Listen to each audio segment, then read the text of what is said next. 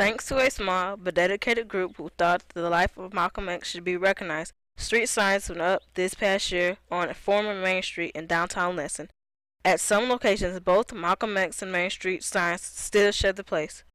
However, one of the more interesting locations for the signage is where Malcolm X and Martin Luther King shared the same signpost. I said hallelujah. I'm happy. I'm happy because of that. Because so many people had worked for so long to get a street named in his honor. Is it Main Street that was named Malcolm X? I was pleased, to think that a boyhood chum that I thought so much of and do think so much of, that the street was named after him.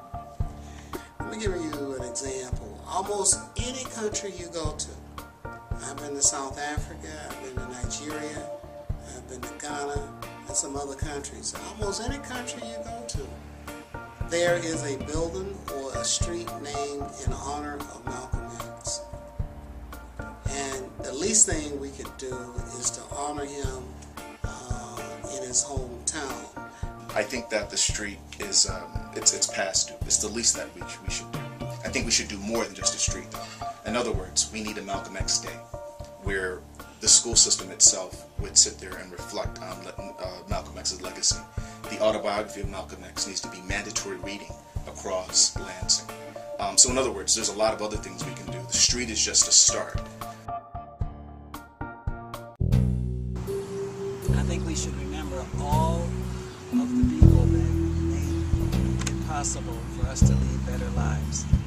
We have to remember Malcolm because Malcolm's story, his narrative, has transformed the lives of scores of black men, whether they be middle class, upper middle class, or in prison. That his example is one of the reasons why so many people have transformed their lives for the better and are trying to become involved in our community. More than anything, and this connects with your school, that Malcolm X was about education. Not the sort of like just the basic stuff, reading, writing, and arithmetic, but he wanted kids like yourself to have what's called a critical education, meaning that you can think critically about the world in which you live. So Malcolm is important on that level as well, and I think that your school and schools like the Malcolm X Academy in Detroit are really good examples of that educational legacy that Malcolm X leaves behind.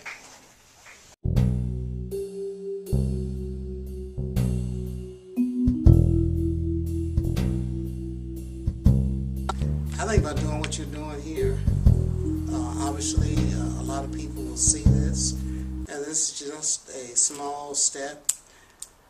I think that that the more information people have, just like anything else, the better they can have an informed decision about whatever they're studying.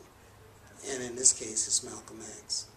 So if I had to pick one thing that Malcolm X was saying that I totally agree with, is that that African Americans, that black people have the capacity, and we must take control over our communities. And that what that means is that we have to control our school systems and make sure that our kids are getting a good education. And that's why, I love your school and my daughter's in your school.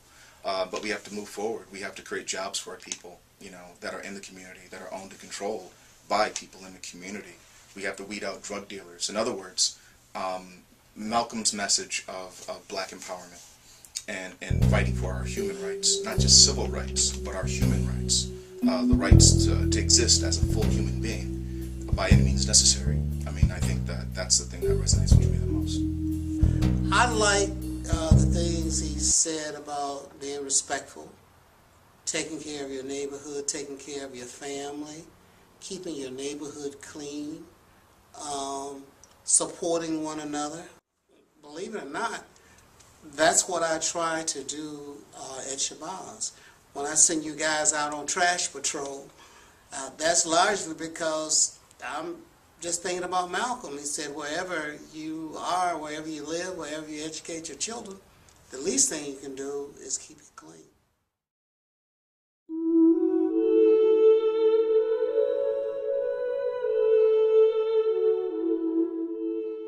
Malcolm X died February 21, 1965 at the Audubon Ballroom in New York. He was buried at Ferncliff Cemetery in Hartsdale, New York. I was awfully sad when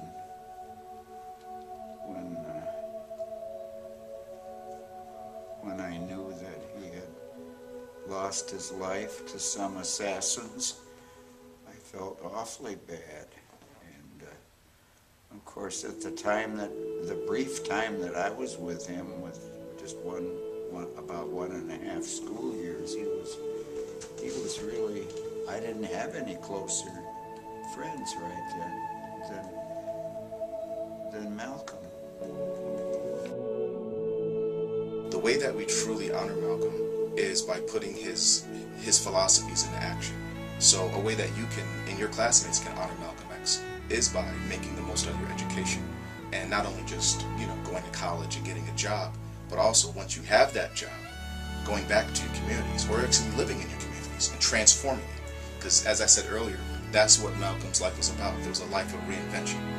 And if every one of us basically can take that lesson and put it into practice and uplift other people, then that's the best way that we can honor Malcolm.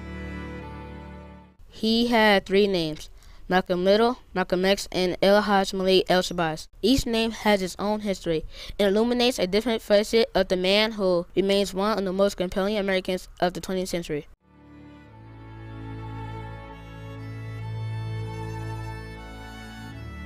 He went through a stage of metamorphosis. He changed dramatically, and that's unfortunately what a lot of folks fail to understand. Everybody in the neighborhood and in our classes really cared for Malcolm very much. He was a bright spot in our lives.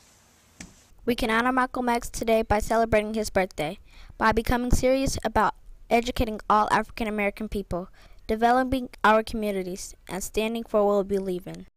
One day, may we meet together in the light of understanding.